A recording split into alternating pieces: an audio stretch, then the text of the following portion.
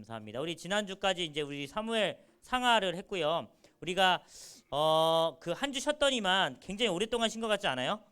예, 그죠. 저는 굉장히 오랫동안 쉰 것 같고 우리가 이제 종강은 다음 주까지 합니다. 그래서 우리 이 수료 기준이 있거든요. 그래서 수료 기준이 일단은 2번 이상 결석하면 그 수료가 안 되는 걸로 알고 있어요. 그리고 혹여나 이제 우리 총무팀이랑 한번 상의를 할 건데 우리 동영상을 보고 숙제를 제출하거나 그러셨으면 또 이렇게 그런 부분에 있어서도 조금 이렇게 융통성을 가지려고 하거든요. 그래서 그런 부분들은 정확하게는 우리 총무팀과 이야기하고 공지로 드리도록 할게요. 네, 우리가 사실 인원이 많기 때문에 다른 그 훈련부만 해도 제가 수요일날 교리 특강 하고 있는데 거기 한 13명, 14명밖에 안 되거든요. 근데 저희 여기는 지금 보통 한 3, 40명이 기본적으로 모이니까 어쨌든 그런 부분이 있는 것 같습니다. 네, 어떻게 잘 지내셨지요? 네, 이제 처음 뵀을 때는 그래도 막 외투 두꺼운 거 입고 그러셨는데 이제는 점점 얇게 입으시고 반팔도 보이시고 저도 좀 땀이 나는 것 같아서 좀 이따가 좀 번거롭지만 제가 번거롭겠죠. 이걸 좀 벗도록 할게요. 네. 자, 오늘도 바로 시작을 할게요. 시간 내에 맞춰야 되기 때문에 우리가 지난주까지 우리 사무엘 상하를 했습니다. 우리가 계속 지금 하고 있는 부분은 이제 역사서라고 하는데 성경은 이제 총 66권에 있죠. 지금 우리가 창세기 했고 창세기 내용 이제 어느 정도 흐름이 잡히시지요? 처음에 창세 때 하나님께서 6일 동안 창조하시고 그리고 6일째 사람을 만드시고 7일 때 안식하셨습니다. 맞지요? 그래서 그 안식하신 날이 있고 그 다음에 잠깐만요. 안식하셨고 6일째 그리고 7일째 요때 사람 만드시고 동물도 만드셨죠. 네, 그래서 이 안식하신 날이 예수님께서 십자가에 달려 죽으시고 무덤에서 안식하셨던 날이에요. 맞죠? 그래서 우리는 안식일을 지키지 않고 다시 첫째 날 이때 뭐 만들었어요? 첫째 날 빛아 있어라라고 하면 빛을 만드셨죠. 예, 이때 예수님께서 뭐 하셨어요? 요일로 했을 때 부활하셨죠. 이게 무슨 말인지 아시죠? 예, 금요일 날 금, 토, 일요일이라고 표현하는데 주일이죠. 우리는. 네, 그래서 금요일 날 십자가에 달려 죽으시고, 그죠? 이때 하나님께서는 요일상 사람과 동물을 만드셨어요. 그리고 안식하시고, 예수님께서도 무덤에서 안식하시고, 그리고 이제 첫째 날 빛이 생겼던 그날에 예수님께서 우리의 빛 되신 줄 믿습니다.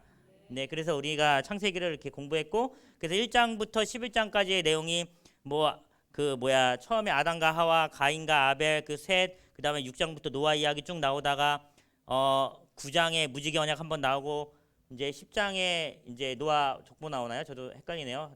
이렇게 나오고 11장에 이제 이 노아의 셈과 함과 야벳 요 후손들이 번성해서 11장에서 바벨탑에서 이제 하나님의 말씀의 명령에 거역해서 다 흩어지잖아요. 그죠? 그 내용이 나오고 12장부터 50장까지 누구의 얘기죠? 아브라함과 이삭과 야곱의 이야기. 특별히 야곱의 몇 명 아들? 12아들이 이렇게 있어요. 12아들이. 그래서 이 중에 11번째 아들이 요셉이 이제 먼저 애굽의 땅에 가서 총리로서 먼저 활약을 하고 있고 나머지 사람들이 36장 이후로 보면 다시 이 애굽 땅에 올라와서 70인의 가족이 같이 사는 이야기가 등장하지요. 그래서 49장 50장에 보면 야곱이 12아들 축복하고 50장에 보면 요셉이 이제 장사해서 죽는 이야기가 나오면서 창세기가 끝납니다. 맞죠? 네, 그리고 이제 출애굽기 이 사이에 몇 년 있어요? 400년. 그래서 이들은 고센 땅에서 안전하게 잘 살아가고 있었는데 너무나 이 70명이나 된 사람이 번성하고 번성해서 애굽의 바로왕이 이제 긴장하는 거예요. 혹시나 이들이 반역해서 딴 데 갈까봐 혹은 나라를 하나 세울까봐. 그래서 산하 제한 정책도 하고 더 노예로서 부리는 얘기가 출애굽기. 이 400년 동안 얼마나 여기 70인가의 이 사람들은 다시 약속의 땅 아브라함과 이삭과 야곱에게 말씀하셨던 약속의 땅으로 돌아가고 싶었을까요? 그죠? 그래서 그들이 매일 구했던 게 구원자 메시아를 계속 구했거든요. 그래서 이 메시아 이 구원자의 역할을 출애굽기에서 누가 하는 거예요? 모세가 하게 되죠. 그래서 처음에는 모세가 바로 공에서 이렇게 40년을 살다가 그리고 자기 동족 죽이는 거 보고 이집트 병사 죽이고 다시 또 40년 강야에 살다가 출애굽기 3장에서 떨기나무 앞에서 부르심 받아서 저는 아니죠 하지만 하나님께서 손 넣었다 뺐다 막 지팡이 내렸다 놨다 하면서 부르시는 게 확인되고 가서 아론과 미리암과 같이 10가지 재앙을 통해서 맞죠? 10가지 재앙을 통해서 이집트에서 출애굽하는 내용이 이 출애굽기의 내용이잖아요. 그죠? 그래서 1장에서 10장이 그런 내용이 나오고 11장에서 이제 그 6월절 하면서 12장, 13장에서 홍해 가르고 나오잖아요. 맞죠? 예, 그래서 홍해 가르고 나오면서 강야 생활이 시작돼요.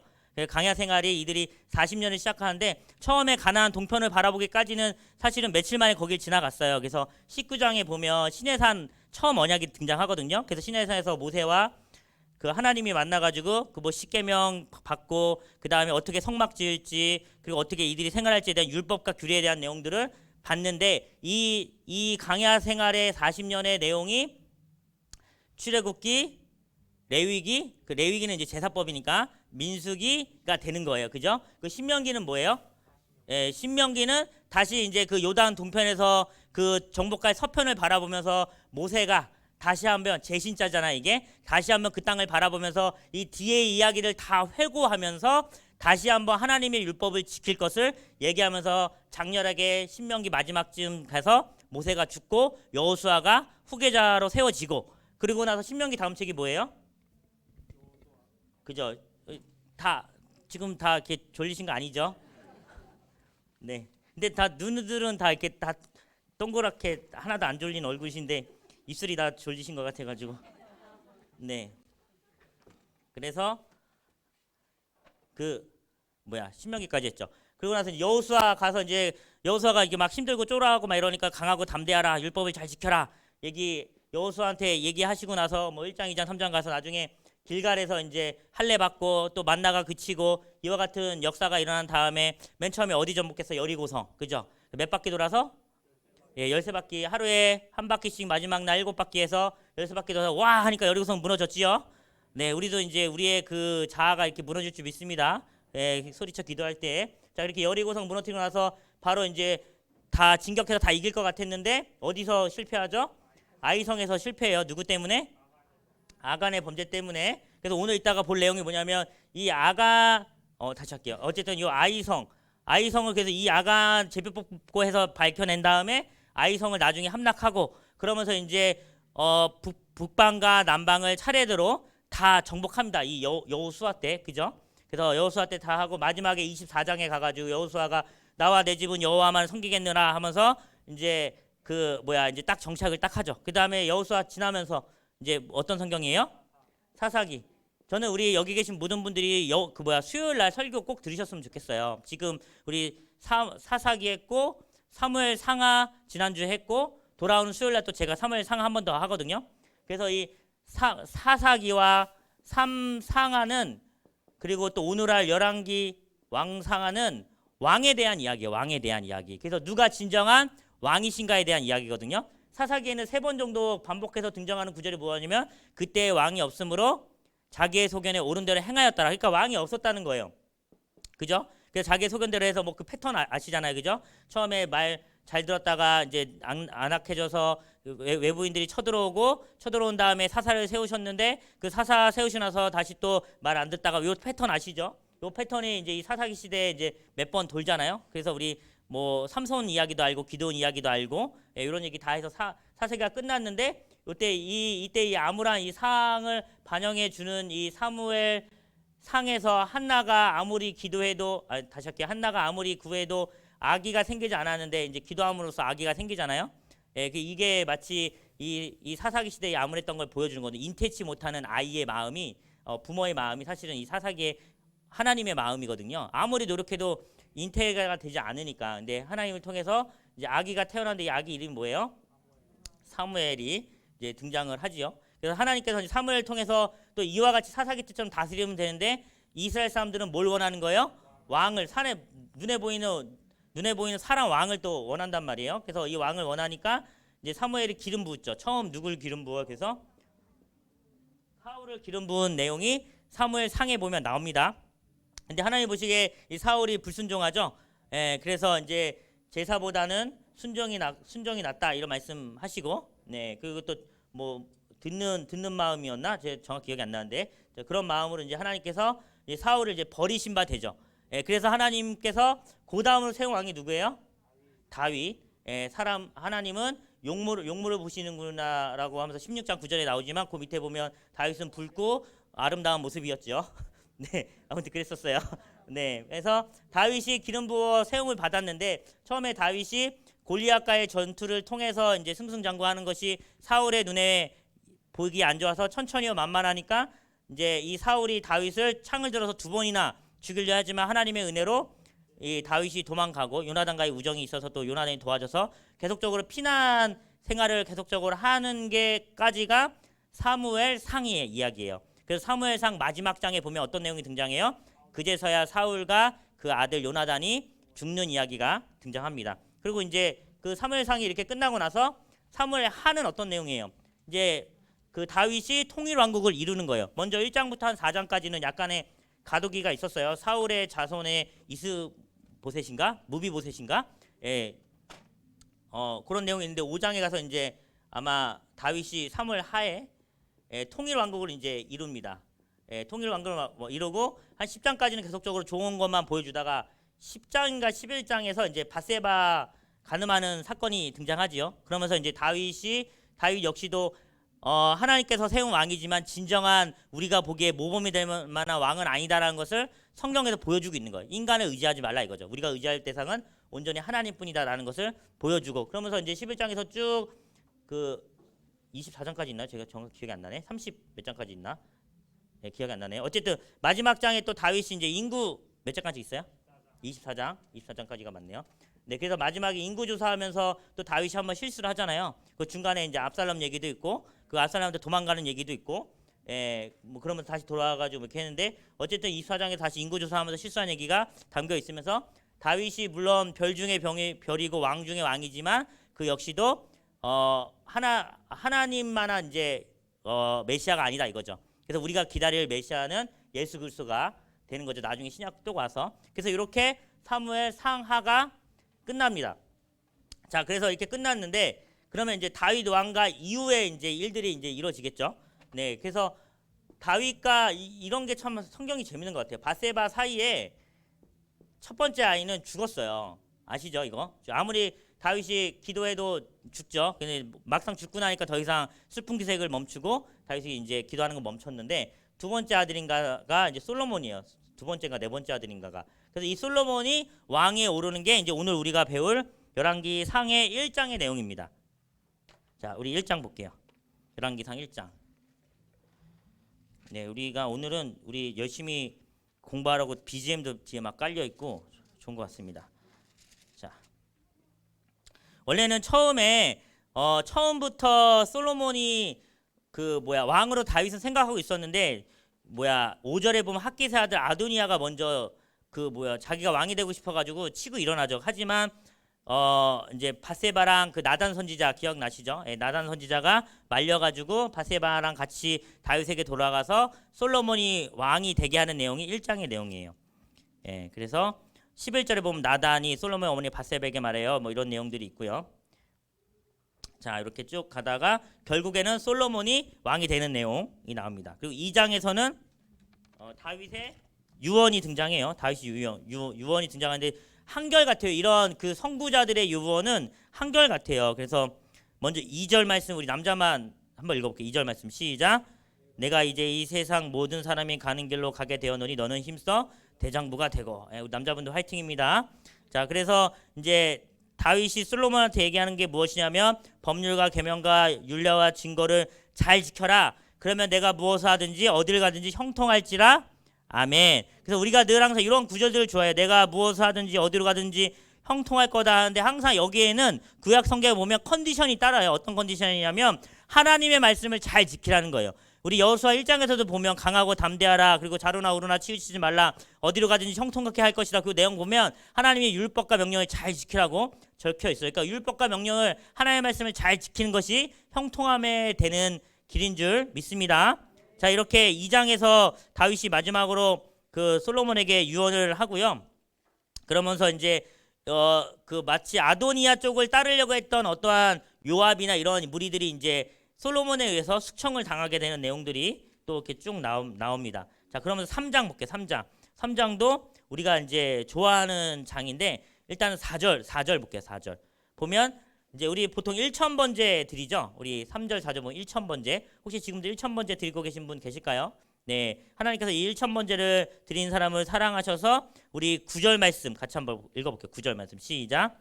누가 주의 이 많은 백성을 재판할 수 있으리오리까 듣는 마음을 종에게 주사 주의 백성을 재판하여 선악을 분별하게 하옵소서. 아멘. 그래서 여기 계신 분들은 적어도 그룹의 리더시니까 잘 들을 수 있기를, 성도들의 말을 잘 들을 수 있기를 소원합니다. 그러면서 11절에 보니까 하나님이 그에게 장수를 구하는 것도 아니고 부도 구하지 않고 자기 원수의 생명을 멸하기를 구하지 않고 오직 송사를 듣고 분별하는 지혜를 구했으니 내가 더하여 주겠다라고 하면서 하나님이 솔로몬을 축복해 주는 내용이 나옵니다. 혹시나 오해할까 봐 말씀하시는데 4절에 보면 1,000번제는 1,000번 하나 둘 셋 넷 다여 이렇게 해서 1,000번을 얘기하는 제사가 아니에요. 히브리어적 원문으로 따지면 1,000번의 번제는 1,000번의 제사를 얘기하는 게 아니에요. 우리는 사실 근데 1,000번으로 횟수를 채워가지고 보통 헌금하기를 좋아하잖아요. 근데 여기서 말하는 1,000번제는 성경에서 말하는 1,000이라는 숫자는 거의 영원을 뜻해요. 영원히. 그러니까 계속적으로 셀 수 없을 만큼 하나님한테 예배를 드렸다는 거예요. 오해 없으시길 바랍니다. 근데 이제 우리가 문자적으로 해석해서 이걸 1,000번으로 해석하기도 하는데, 근데 그렇게 1,000으로 예배를 드려도 상관은 없어요. 하지만 늘 항상 드리는 마음으로 1,000번째 끝나고 예배는 안 드릴 거야 이런 마음으로 하면 안 되겠죠. 자, 그런 오해가 있을 수 있어서 자 그러면서 하나님께서는 4장에서 이제 그 듣는 마음을 주신 그 솔로몬이 이제 영화로운 삶을 이제 누리게 하십니다. 4장 내용 쭉 보면 얼마나 그가 영화롭게 나라를 잘 다스렸는지 우리 20절 말씀 보면 유다와 이스라엘 인구가 바닷가에 모래와 같이 많게 되었대요. 우리가 이런 구절들을 보면서 우리는 뭘 생각해야 될까요? 하나님의 언약의 성취됨을 봐야 돼요. 우리 그 창세기에 보면 아브라함 언약이 12장에도 나오고 15장에도 나오고 17장에도 나오거든요. 나중에 한번 찾아보세요. 그러면 계속적으로 얘기하는 거 뭐냐면 내가 내 자손을 별과 같이 많게 하고 바닷가에 모래와 같이 많게 하실 것이다 라고 아브라함과 이삭과 야곱에게 말씀하세요. 그 말씀이 지금 보면 눈에 보기에 20절에 보면 성취가 되고 있는 거예요. 이렇게 하나님의 말씀은 하나님이 말씀하시면 성취된다라는 것을 우리가 배울 수 있겠죠. 이런 20절 말씀을 통해서 자 이렇게 했고 그 얼마나 그가 솔로몬이 영광을 누렸냐면 25절 보면 이스라엘 단에서부터 브엘세바에 이르기까지 각기 포도나무 아래와 무화과나무 아래에서 평안을 살았대요. 뭐 포도나무와 무화과나무가 얼마나 대단한 건지 전 모르겠지만 이 성경을 통해서 그 뉘앙스를 통해서 알 수 있겠죠. 얼마나 그 나라가 부강했는지 알 수 있고 26절에 보면 외양간이 4만이요 마병이 12,000명이요 뭐 이러면서 얼마나 풍요로웠는지를 얘기해주고 있어요. 그리고 29절 보면 솔로몬에게 지혜와 총명을 심히 많이 주시고 이 지혜와 총명이 원성교 목사와 여기 앉아 계신 우리 교사분들에게도 많이 부어주시길 주님의 이름으로 소원합니다. 네, 그러면서 32절에 보면 그렇기 때문에 그가 잠언 3,000가지를 말하고 노래는 1,005편이며 이렇게 하면서 우리 잠언 시가 아가스 쪽 보면 솔로몬의 저서가 많이 있지요. 그가 지혜가 많았기 때문에 그래요. 그리고 5장 자 5장부터 보면은 성전을 이제 건축할 준비를 합니다.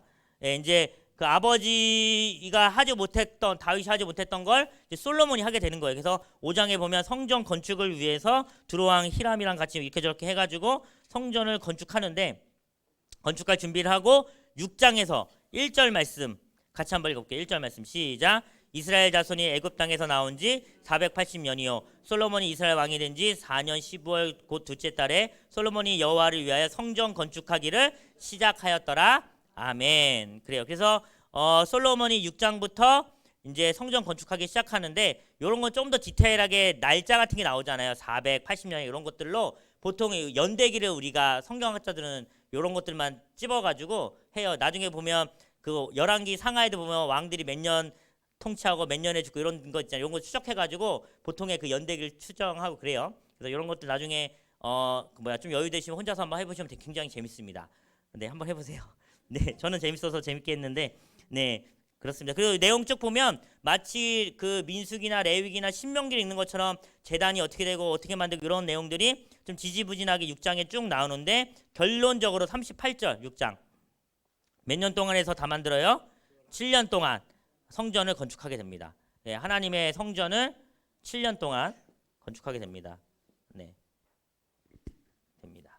자, 근데 재밌는 게 하나님의 성전은 7년 동안 건축했는데 이후에 이제 솔로몬이 또 이렇게 솔로몬을 위한 또 성전을 또 건축하거든요. 솔로몬의 궁전은 그건 몇 년 건축한지 혹시 아셔요? 예, 보면 30년. 내가 어디다 적어놨는데 예, 30년을 바로 밑절에 있네, 그죠? 솔로몬이 자기의 왕국을 13년이네요. 제가 잘못했다. 13년. 13년 동안 건축합니다. 그래서 성전은 7년, 자기 성전을 위해서 13년. 이런 걸 보면서 물론 그 자기의 왕궁의 어떤 건축 크기가 있겠지만 솔로몬이 어디 더 마음을 쏟았나 이런 것들 우리가 은연중에 알 수 있겠죠. 그죠? 그러면서 이제 7장에 이런 내용들이 쭉 등장하다가 이제 8장 이제 성전이 다 건축됐기 때문에 성전 봉헌식을 합니다. 봉헌식. 네, 이 봉헌식 할 때 보면 나중에 9절을 한번 따로 읽어보시고 10절 같이 한번 읽어볼게요. 네, 시작. 제사장이 성전에서 나올 때 구름이 여호와의 성전에 가득하며 보통 성경에서 하나님의 임재를 상징하는 어떠한 그런 것들이 있어요. 그 중에 대표적인 게 구름이에요. 그 다음에 또 뭐 있을까? 불. 그 다음에 바람. 이런 것도 있고 이제 실제적으로 천사 아니면 사람, 그 하늘의 사람 뭐 이런 식으로 해서 이런 표현들이 좀 있어요. 근데 이제 여기서는 구름으로 표현을 했지요. 네, 그래서 여기서 이제 그 여호와의 성전이 건축되는 거예요. 그래서 우리가 이런 것들을 보면서 이 성전이 의미하는 바가 굉장히 크다는 걸 알아야 돼. 이 성전은 무엇을 의미하냐면 하나님을 의미해요. 하나님의 임재를 의미해요. 하나님의 임재. 그 하나님이 계심을 의미하는 거예요. 만약에 이스라엘 백성들에게 예루살렘 성전이 이렇게 있는데 여기에 하나님이 계시다고 하면 이들이 얼마나 든든할까요? 그죠? 굉장히 든든하겠죠? 그죠? 근데 이 하나님께서 떠나신다고 표현하는 성경이 있어요. 에스겔. 에스겔. 요 이제 에레미야, 에스겔 요 성경책이 이제 바벨론한테 포로로 잡혀갔을 때 그 성경이거든요. 에스겔 1장에서 이렇게 쭉 내용 보면 이제 그 포로로 줄줄줄 잡혀가는 모습이 등장해요. 그러면서 에스겔이 이제 그 나중에 38장에 다시 여호와의 영이 돌아온다 이런 내용이 있는데 그 앞전에 보면 하나님의 영이 떠났다 이런 표현들이 있어요. 근데 이제 일단은 시작은 이렇게 구름이 충만하면서 사람들이 다 엎드려 있을 수밖에 없을 정도의 영광스러움이 그 성전에 가득했어요. 11절에 보면 여호와의 영광이 여호와의 성전에 가득함이라. 얼마나 위험하고 또 영광스럽고 풍만했을까요? 그죠? 이와 같은 이 하나님의 성전이 지금은 어디 있는 거예요? 네, 이렇게 한번 손을 얹고 저 한번 따라하면 내 안에 하나님의 성전이 계십니다. 아멘이시죠? 성령이 우리 안에 계시니까 이 무궁하고 영광스러운 이 일이 지금 우리 안에 있는 거예요. 특별히 이 임재를 우리가 어디서 느끼죠? 뭐 할 때?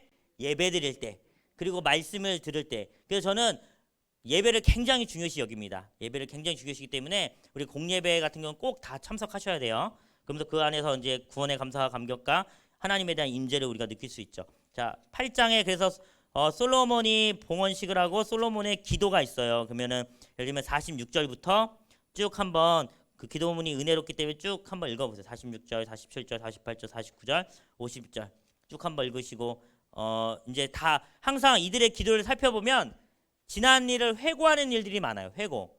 근데 이 지난 일을 회고하는 거의 대부분의 주제가 무엇인지 아세요? 우리 백성을 구원했다 이거예요. 구원. 그래서 여러분들이 우리가 기도하거나 말씀 보거나 누구한테 목사가 말씀해줄 때 가장 좋은 설교는 무엇이냐면 구원에 관련된 설교가 제일 좋고 구원에 대한 메시지가 제일 중요한 거예요. 이걸 통해서 힘을 얻고 또 우리가 역동성을 갖고 교회 일을 하는 거거든요. 근데 우리가 이것이 너무나 그 뭐랄까 진부하다고 느끼죠. 우리는 사실. 하지만 그렇지 않아요. 이걸로 항상 우리가 날마다 새 힘을 얻어야 될 줄 믿습니다. 여기 앉아 계신 분들 다 구원받은 성도잖아요. 그죠? 그죠? 그게 제일 중요한 거예요. 그죠? 내가 구원받았다는 게. 자, 그렇게 돼서 9장. 다시 이제 하나님께서 솔로몬에게 나타나서 예전에 그 다윗과 언약을 맺으셨던 것을 다시 한번 나타나셔서 언약을 맺으세요. 9장 2절에 보면 기브온에 나타나셔가지고 3절, 4절, 5절 그래서 내가 만일 4절에 보면 다윗 행함같이 마음을 온전히 하면 5절 보면 내가 내 아버지 다윗의 말하기를 이스라엘 왕위를 오를 사람이 내게서 끊어지지 아니하리라 한들 내 이스라엘 왕위를 영원히 견고하게 하려니와 라고 하면서 다시 할게요. 솔로몬과 언약을 맺으시죠. 네, 그렇게 됩니다. 자, 그래서 우리가 이런 언약들 맺는 걸 보면서 뭘 생각하면 좋냐면 최초의 아담과 하와와 맺으셨던 창세기 3장 15절의 원시복음, 우리를 구원하시겠다고 했던 그 원시복음, 그 다음에 노아와 맺으셨던 그 무지개 언약 기억나시죠? 그 다음에 아브람 12장 15장 17절에 아브람과 언약했던 그 아브라함 언약, 그 다음에 이삭과 맺으신 언약, 야곱과 맺으신 언약, 이런 것들을 기억하면 좋을 것 같아요. 그러면서 이 언약이 누구에게 이어지는 거예요? 또 다윗 솔로몬이랑 이렇게 연결되는 거예요. 예, 그죠? 예, 그리고 이것이 이후에 예레미야 때 그 새 언약이라고 표현하면서 또 새 언약이 등장하고 이후에 예수 그리스도께서 나타나셔서 이 언약을 성취하시죠. 그래서 우리가 이게 지금 보면 요 제목이 뭐예요? 우리 지금 하고 있는 거 공과 제목? 예. 성경에 새겨진 하나님의 약속이죠. 이 약속이 다른 약속이 아니에요. 우리 뭐 잘 살게 해주고 돈 많아지고 부동산 값이 오르고 주식이 올라가 이런 약속이 아니에요. 이 약속은 뭐예요? 구원에 대한 약속. 내가 죽을 죄인인데 죽을 수밖에 없는 죄인인데 나를 살리겠다라는 그 구원의 약속의 성취되어짐이 성경에서 보여주고 있고 오늘 사는 우리들에게도 이것을 보여주면서 선귀야 걱정하지 마. 내가 너를 붙잡고 있으니 너는 내 것이야. 내가 구원할 거야 라는 믿음을 우리에게 계속 주는 거예요. 이게 제일 중요한 거예요. 교회 다니면서. 딴 게 중요한 게 아니라. 맞죠? 예, 맞습니다. 네, 아니면 안 됩니다. 아닌 게 될 경우에 이제는 우리가 믿는 이 기독교는 그냥 일반 종교랑 똑같이 돼요. 예, 그죠? 자, 그래서 9장 지나서 10장. 이제 10장에 보면 이제 스바 여왕이 이제 솔로몬의 명성을 듣고 찾아와서 서로 뭐 주거니 받거니 하면서 솔로몬이 얼마나 지혜 있는지를 칭찬하는 내용이 등장하고요. 근데 이제 11장부터 이제 솔로몬이 좀 타락을 하기 시작합니다. 11장 1절 말씀 같이 한번 읽어볼게요. 시작. 솔로몬 왕이 바로의 딸 외에 이방의 많은 여인을 사랑하였으니 곧 모압과 암몬과 에돔과 시돈과 헷 여자면 다 좋아했나 봐요. 그러면 안 되는데. 네. 그래서 솔로몬이 보면 바로의 딸 외에도 모압, 암몬, 에돔, 시돈, 헷 여인을 이렇게 데리고 와서 같이 이제 보면 나쁜 놈이죠. 3절. 예. 왕은 후궁이 몇 명? 700명. 첩이 몇 명? 300명. 이런 것들은 설교 때 잘 안 나오잖아요. 그죠? 왜냐면 솔로몬은 약간 은혜로워야 되거든. 예. 그래서 잘 얘기 안 해요. 하지만 솔로몬 역시도 사울이 그랬듯이 다윗이 그랬듯이 솔로몬 역시도 완벽한 왕이 아닌 거예요. 그래서 솔로몬 때문에 그 나라가 남유다와 북이스라엘로 나눠지게 돼요. 요 일 이후로. 네.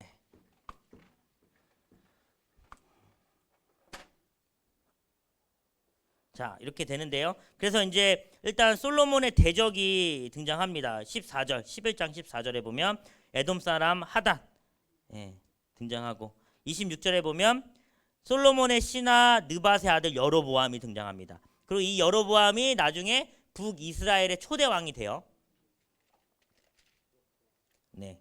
그래서 30절 보면 선지자 아이야가 그 여로보암의 자기가 입은 새 옷을 잡아 12조각을 찢어서 10조각을 그 여로보암한테 주면서 이제 10지파가 내게 될 것이다라고 얘기하거든요. 그러니까 이제 처음엔 부정하다가 나중에 여로보암이 왕이 되죠. 자, 그리고 솔로몬 다음 왕은 누구예요? 네, 르호보암 43절에 나오죠. 보면 제가 드린 유인물 보면 하나는 전체 페이지가 다 그 왕에 대한 연대기 순으로 되어 있으니까 이거는 참고 자료로 보시면 될 것 같아요. 연도는 명확하지 않아요. 자, 이렇게 11장까지 했죠. 자, 이제 12장. 예, 12장. 그래서 불과 이 이스라엘이 사사기를 지나서 그리고 이제 사무엘 상하를 지나서 그리고 이제 열왕기 상을 지나서 이제 솔로몬 때 열왕기상 솔로몬 때 이제 드디어 나라가 두 쪽이 납니다. 그래서 남유다 북이스라엘. 우리나라 남한과 북한과 나뉜 것처럼. 그래서 이쪽에 10지파, 이쪽에 나머지. 그리고 이제 여기에 왕은 누구? 르호보암. 그다음 여기는 여로보암. 그래서 나중에 이 북이스라엘은 어느 나라에 멸망하나요? 아수르에 의해서 멸망하게 됩니다. 이게 제가 722년인가? 아니다. 이쪽이 720 몇 년이고 이쪽이 586년일 거예요. 나중에 제가 적어놓은 게 있으니까 한번 다시 볼게요. 그래서 이쪽은 아수르에 의해서 먼저 멸망하고요. 여기 북이스라엘에 아는 유명한 왕 혹시 아셔요? 뭐 아합과 뭐 이세벨 뭐 이런 경우 있죠. 그 다음에 이제 남유다는 선왕이 그래도 꽤 많이 나와요. 뭐 히스기야라든지 뭐 이런 식으로 요시야라든지 이게 좋은 일 했던 왕들 많이 나오거든요. 그래서 남유다는 나중에 그 바벨론에 의해서 멸망합니다. 그래서 열왕기 상에 주로 나오는 선지자는 엘리야. 요거 헷갈리시는 분들이 있더라고요. 저도 나중에 공부할 때 너무 많이 하니까 주일학교 때 안 헷갈렸던 게 나중에 헷갈리더라고, 어른 돼가지고. 그리고 열왕기 하에 주로 나오는 선지자는 엘리사. 이렇게 됩니다. 그 둘의 행적이 약간 좀 비슷해요. 그래서 엘리야가 먼저 승천하잖아요. 그리고 이제 그거 해가지고 엘리사가 막 울면서 막 요단강 이렇게 치니까 막 쩍쩍쩍 갈라지고. 좀 이따가 할게요. 자, 이제 12장까지 했죠, 우리가. 12장까지 해서 이제 드디어 르호보암과 여로보암으로 이렇게 나뉘게 됩니다. 르호보암이 사실은 좀 더 겸손함으로 그 장로나 그 사람들한테 대했으면 좋았는데, 이 르호보암이 장로들의 말을 듣지 않고 자기 동기 친구들의 말을 듣고 이스라엘에게 더 노획을 더해요. 그러면서 나는 마치 내 존재는 내 아버지 솔로몬보다 난 더 위대하고 강하다. 예를 들면 10절에 이런 내용이 있죠. 왕은 대답하기를 내 새끼 손가락이 내 아버지의 허리보다 굵으니. 이렇게 엄청난 교만함을 보여줘요. 그러면서 11절에 보면 멍에를 더욱 무겁게 해서 채찍과 정갈 채찍으로 너를 징계하리라 라고 하면서 이제 반역의 세력이 일어나고, 그러면서 여로보암에게 하신 말씀이 15절에 이제 임해지게 되어지죠. 그러면서 나라가 쪼개져요. 그렇게 해서 이제 이 여로보암이 선지자를 위해서 이제 그 예언을 받잖아요. 그래서 저는 다 좋을 줄 알았는데 보면 그렇지 않아요. 25절 이후로 보면 이 여로보암이 뭘 만들어요? 28절에 두 금송아지를 만들어요. 그리고 하나는 29절에 보면 어디와 어디에 두나요? 베델과 단에 둡니다. 이게 이해가 되시나요? 왜 그럴까요? 이제 그 이스라엘이 이렇게 여기가 요단강이라 하고 이게 이제 이스라엘 전체 지도라고 하면 이제 여기가 북 이스라엘이고 여기가 남 유다잖아요. 그죠? 예루살렘은 여기 있단 말이에요. 우리가 절기 배웠죠? 절기. 절기. 보면 절기 때마다 모든 각 지역에 있는 사람들은 여기 와서 예배를 드려야 돼요. 이게 정통성이에요. 정통성이 있는 거예요. 딴 데 가면 이단이 되는 거거든요. 근데 지금 북이스라엘에서 그 누구야? 지금 여로보암이 단과 베델에 금송아지를 만들고 이것이 우리를 구원한 하나님이다라고 얘기하는 거예요. 그래서 여기 못 가게 하는 거예요. 여기와 여기에 모이게 하려고. 굉장히 정치적인 거죠. 자, 그래서 31절 보면 레위 자손 아닌 보통 백성으로 제사장을 삼고, 그리고 이제 절기도 32절에 보면 여덟째 달 그 고달 15째 날 절기를 정하고, 이런 식으로 이제 자기 마음대로 하는 거예요. 13장 하기 전에 우리 잠깐 기지개를 한 번씩 필게요. 이제 좀씩 졸려지신 것 같아요. 그죠? 네. 저도 괜찮으시면 이거 잠깐만 한번 벗을게요. 근데 이게 벗으면 제가 배가 나와가지고. 근데 배가 나온 게 중요합니까? 우리 성도님들이 잘 아는 게 중요하니. 자, 그리고 한 번씩 이렇게 어깨도 펴고. 이제 다음 주는 더 졸릴 텐데 큰일 났네요. 그죠? 다음 주가 우리 종강이에요. 아유, 너무 아쉽죠? 감사합니다. 아쉬워해 주셔서. 자, 이렇게 13장에 가서 이제 그 하나님의 사람이 그 제단을, 이 베델과 단에 쌓은 이 금송아지 제단을 이제 저주하는 장면이 나와요. 그래서 4절 말씀 보면 같이 한번 읽어볼게요. 4절 시작.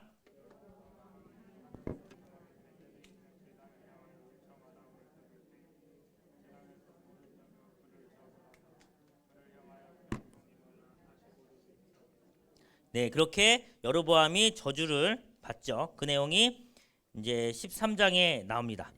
사실은 이제 그 열왕기 상하가 굉장히 재밌는 책인데 계속 사건이 나오기 때문에 공부할 때는 되게 힘든 책이에요. 그래서 되게 졸려요. 자, 그러면서 이제 우리 33절 보면 여로보암의 죄가 쭉쭉쭉 등장하고요. 그 다음에 이제 열왕기 상과 열왕기 하가 우리가 읽을 때 왕이 교차적으로 등장해요. 그래서 한 번은 남유다, 한 번은 북이스라엘, 한 번은 남유다 두 번 왕 나왔다가 북이스라엘 뭐 이런 식으로 왔다 갔다 하거든요. 그런 것들 잘 보면서 누가 남유다 왕이고 누가 북이스라엘 왕이고, 그것도 누가 남유다에게 선포했던 선지자고 누가 북이스라엘에게 선포했던 선지자인지를 골라가면서 보면 또 재밌게 성경을 읽을 수 있습니다. 자, 우리 14장 볼게요. 자, 14장 보면 이제 여로보암의 아들이 죽어요. 그 여로보암의 아들 이름이 아비암이었거든요. 근데 아비야가 일단 죽고 그 다음에 그의 아들이 이어서 이제 왕이 되는 내용이 14장에 등장합니다. 자, 14장에 등장하는데 유다 왕은 일단은 누구였어요? 여로보암 때 르호보암이었죠. 르호보암.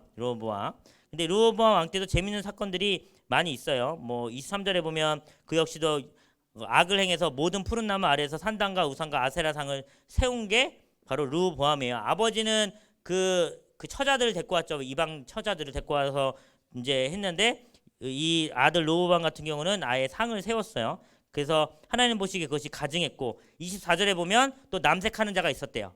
하면 안 될 짓이죠. 그래서 하나님께서 25절에 보면 르호보암 왕 5년에 애굽 왕 시삭이 올라와서 예루살렘을 쳐서 솔로몬이 만든 금방패, 놋방패 뭐 이런 것들 가져갔대요. 자, 15장 볼게요. 15장 보면 이제 다시 북이스라엘로 넘어와서 여로보암 왕 18제에 아비암이 유다 왕이 됐어요. 아비암이라는 왕이 유다 왕이 됐고요. 또 3년을 또 했는데 3절 보면 아비암이 그의 아버지가 이미 행한 모든 죄를 행하고 그의 마음이 그의 조상 다윗의 마음과 같지 아니하여 그의 하나님 여호와 앞에 온전하게 못했대요. 그래서 이렇게 계속적으로 온전하지 못한 왕들이 등장합니다. 그리고 이제 그러다가 11절 아사라는 왕이 또 있었어요. 11절에 아사. 아사는 어땠을까요? 좋은 왕이죠. 그래서 12절에 보면 11절부터 보면 다윗같이 여호와 보시기에 정직하게 행했고 12절에 남색한 자를 쫓아냈고 우상을 없앴고 뭐 이런 좋은 일들을 했어요. 그래서 일평생 온전하게 했다 이런 내용들이 나옵니다. 근데 아사 왕이 나중에 또 이러저런 일이 있어서 23절에 보면 발에 병이 드는 일도 있었어요. 자, 25절 볼게요. 25절. 자, 그다음에 다시 이스라엘 왕 나답으로 넘어갑니다. 나답. 이스라엘 나답. 나답. 그리고 이 나답이 많이 가지 못해. 이 역시도 아버지의 길을 행하면서 범죄했는데 그 밑에 28절에 보면 바하사가 나답을 죽이고 대신해서 왕이 돼요. 그래서 북이스라엘 역사는 무엇이냐면 계속적으로 반역의 역사예요. 반역해서 다시 왕이 세워지고 반역해서 다시 왕이 세워지고 하는데 신기하게 남유다는 그렇지 않고 쭉 가요. 그래서 이 남유다의 계통인 따라 쭉 가서 마지막에 누가 등장하는 거예요? 예수 그리스도가 등장하는 거예요. 자, 16장 볼게요. 16장. 자, 그래서 16장에 보면 이스라엘 왕 엘라, 시므리, 오므리가 등장합니다. 그래서 이건 좀 빠르게 등장하고 다 반역하고 또 반역해서 된 왕들이에요. 17절 보면 오므리가 하다가 18절에 시므리가 성읍이 함락됨을 보고 왕궁 요새에 들어가서 왕궁에 불을 지르고 그 가운데서 죽었으니 이런 내용들이 있어요. 자, 이렇게 쭉 보고요. 그리고 24절 이제 사마리아 산이라는 이제 지명이 나옵니다. 이제 사마리아 산을 이제 이 북이스라엘의 수도로 삼는 거죠. 그런 내용들도 한번 보시고요. 자, 이 34절 요거 아까 제가 잠깐 얘기하려고 34절 한번 볼게요. 자, 우리 그 여호수아 때 여리고성 무너지고 난 다음에 여리고성을 다시 건축하면 저주받을 거다. 요 구절 생각나시나요? 그게 여기 성취됩니다. 34절. 같이 한번 읽어볼게요. 시작.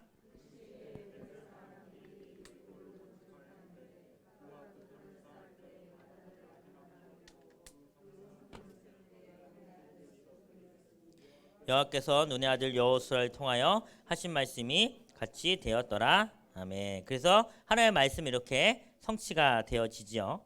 자, 17장부터 이제 우리가 좋아하는 선지자 엘리야가 나옵니다. 엘리야 하면 이제 그 가뭄 있었고 그 다음에 사르밧 가부 여인 기억나시죠? 그래서 뭐 이렇게 계속적으로 떡이 없고 다만 통에 가루 한 움큼가 12절 보면 기름 조금뿐이라 했더니만 이것이 계속 나오게 되는 그런 역사가 있죠. 16절 보면 여호와께서 엘리야를 통하여 하신 말씀과 같이 통에 가루가 떨어지지 아니하고 병의 기름이 없어지지 아니하는 이 축복이 여기 계신 우리 모두에게 있기를 주님의 이름으로 소원합니다. 네, 그래요. 자, 그러면서 숨이 끊어진 아들을 다시 살리는 일도 생기고요. 이 엘리야의 기적들이죠. 18장 우리가 너무나 좋아하는 이제 18장은 갈멜산 전투가 있지요. 그 갈멜산 전투는 엘리야 한 명과 바알 선지자 몇 명? 19절. 450명. 그리고 또 아세라 선지자 몇 명? 400명. 합이 몇 명? 850명 대 1로 싸우는 거죠. 21절 말씀 같이 한번 읽어볼게요. 시작. 엘리야가 모든 백성에게 가까이 나아가 이르되 너희가 어느 때까지 둘 사이에 머무르며 하려느냐 여호와가 만일 하나님이면 그를 따르고 바알이 만일 하나님이면 그를 따를지니라 하니 백성이 말 한마디도 대답하지 아니한지라 하면서 뭐 24절 보면 불로 응답하는 신 뭐 이렇게 나오다가 27절에 엘리야가 그들을 조롱하기도 하고 뭐 니네 신 잠에서 깨워야 되지 않겠냐 뭐 이렇게 막 얘기하면서 그 바알 선지자랑 그 이 아세라 선지자들 놀리는 내용들도 쭉 나오다가 나중에 결론적으로 그 엘리야가 승리하게 되지요. 엘리야는 그 불 내려달라고 할 때 일부러 물을 갖다 제단에 부어요. 그죠? 더 큰 하나님의 영광을 보여주려고. 37절 보면 여호와여 내게 응답하소서 내게 응답하소서 이 백성에게 주 여호와는 하나님이신 것과 주는 그들의 마음을 되돌이키심을 알게 하옵소서라고 하면서 기도합니다. 그리고 나중에 이제 그 승리하게 되어지고요. 38절에 보면 여호와의 불이 내려서 번제물과 나무와 돌과 흙을 태우고 여기도 한번 여호와의 불이 한번 딱 내려와야 다 잠에서 깰 텐데 그죠? 네. 자 그래서 40절 이후로 이제 가뭄이 있었는데 41절에 큰 빗소리가 있어서 이제 가뭄이 그치는 내용이 등장하고요. 19장 우리 얼마 전에 우리 담임 목사님한테 은혜 받은 그 로뎀나무 산 아래서 위로받는 엘리야 19장이 나옵니다. 그래서 그 호렙산에 있는 4절에 로뎀나무 아래에서 5절에 보면 로뎀나무 5절 같이 한번 읽어볼게요. 시작. 로뎀나무 아래서 누워 자더니 천사가 그를 어루만지며 그에게 이르되 일어나서 먹으라 하는지라. 참 위로가 많이 되지요. 네, 항상 하나님께서 이런 위로를 우리에게 주실 줄 믿습니다. 자, 그렇게 자 하고 11절과 12절 보면 바람과 지진과 이런 거 있다가 이제 하나님의 임재를 보여주는 거고요. 자, 그다음에 19절에 이제 엘리사가 드디어 등장합니다. 엘리사가 뭐 하던 사람이었어요? 19절에 보니까 엘리사를 만나니 그가 12겨리소를 앞세우고 밭을 가는 농부였어요. 이거 농부라고 해도 맞죠? 농부? 자 이렇게 일단 여기서 엘리사가 한번 등장합니다. 엘리야는 나중에 어떻게 죽죠? 안 죽고 하늘로 올라가죠. 또 이렇게 하늘로 올라간 사람 누가 있었죠? 에녹이 있었죠. 그렇죠. 우리 그 창세기에 보면 나오는. 네, 자 20장. 그래서 제가 예전에 그 뭐 이렇게 성경 퀴즈 같은 거 하면 죽지 않고 하늘 올라간 사람 2명 하면 누구예요? 에녹, 엘리야. 그리고 예수님은 이제 하나님이시자 우리 사람이신 분도 승천해서 올라가시고. 그 동물이 말하는 경우도 있어요. 동물이 언제 말했나요? 그때 그러니까 그 발랑과 말은 동물은 아니고 뱀이 얘기했죠. 일단 하와이야 라고 가면서 얘기하고 또 누가 얘기하나요? 나귀가 얘기하고 또 누가 얘기하나요? 한 명 더 있어요. 이거 맞히시면 제가 특별히 더 기도해 드릴게요. 누구인지 혹시 아세요? 이거 아는 사람 많이 없더라고. 그 요한계시록에 보면 독수리가 말해요. 화로다 화로다 화로다 이렇게 3번 얘기해요. 또 혹시 또 동물 얘기한 거 있으면 얘기해 주세요. 잠 깨시라고. 이런 것들이 몇 개가 더 있는데 지금 요즘 잘 기억이 안 나네요. 20장. 자 우리가 이제 20장 보면 이제 그 북이스라엘의 아주 악독한 왕 아합이 등장합니다. 아합. 아합. 그 아합의 와이프는 누구죠? 이세벨. 그 21장에 보면 제가 그 밑에 나쁜 이세벨 이렇게 써놨어요. 어저께 혼자 공부하는데 이세벨은 아무리 봐도 나빴더라고요. 그래서 나쁜 이세벨 이렇게 적어놨어요. 20장 이제 아합이 나오고 아합이 그래서 뭐 베나닷과의 어떠한 전쟁이 있었는데 그래도 하나님은 은혜를 주셔서 이기게도 하세요. 이기기도 하시고 자 20장 42절 42절 한번 같이 읽어볼게요. 시작. 그가 왕께 아뢰되 여호와의 말씀이 내가 멸하기로 작정한 사람을 내 손에 놓았은즉 내 목숨은 그의 목숨을 대신하고 내 백성은 그의 백성을 대신하리라 하셨나이다. 하나님의 말씀 듣지 않으니까 이렇게 얘기하는 거죠. 21장 볼게요. 21장 보면 이제 나봇의 포도원 이야기가 나옵니다. 원래는 그 이스라엘의 그 토지법 중에 하나는 계속적으로 그 사람이 갖고 있는 그 법이 있거든요. 그래서 이 나봇에게 있어서는 자기 그 영토가 굉장히 중요한데 이것을 아합이 탐내하자 이세벨이 그 옆에서 종용해서 그것을 갖게 하는 내용이죠. 그래서 아무 죄가 없는 나봇이 죽게 됩니다. 10절 말씀 같이 한번 21장 10절 시작. 두 사람이 그의 앞에 마주 앉히고 그에게 대하여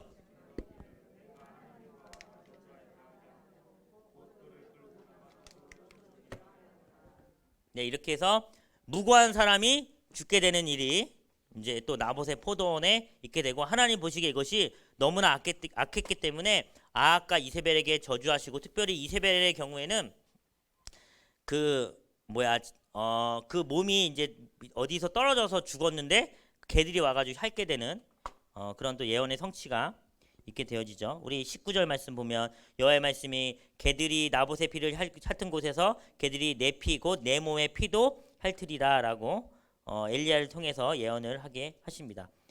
23절 보면 그 내용이 있네요. 24절에도 보고 그런 내용들이 등장합니다. 그런데 이렇게 끝날 줄 알았는데 아합이 27절과 28절과 29절 보면 또 약간 좀 반전스러운 말씀이 있어요.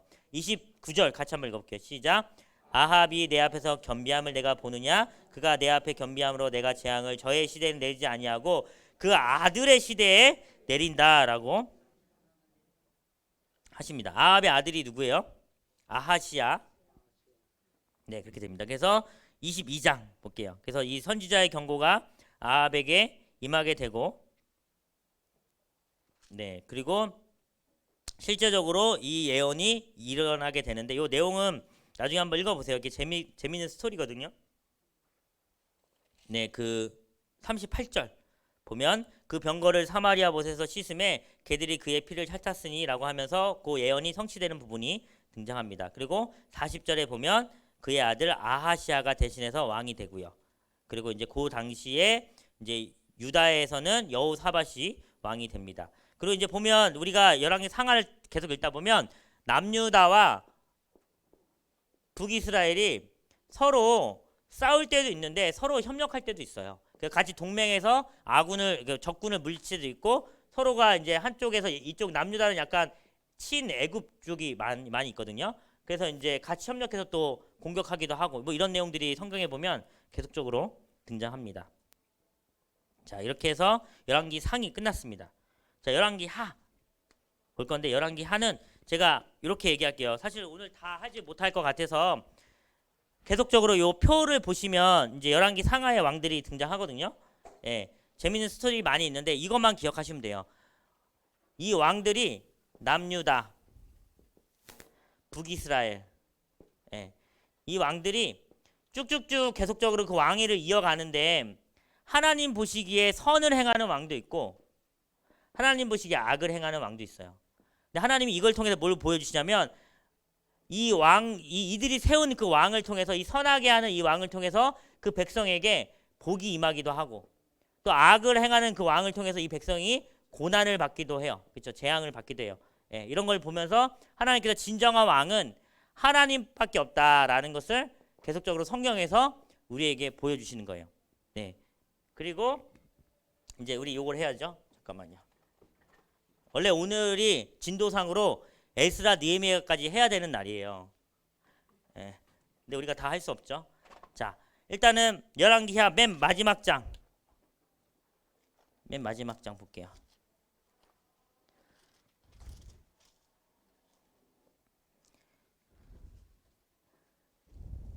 잠깐만요. 어디다 적어놨지? 네. 자, 일단 먼저 북이스라엘이 먼저 722년에 멸망하게 됩니다.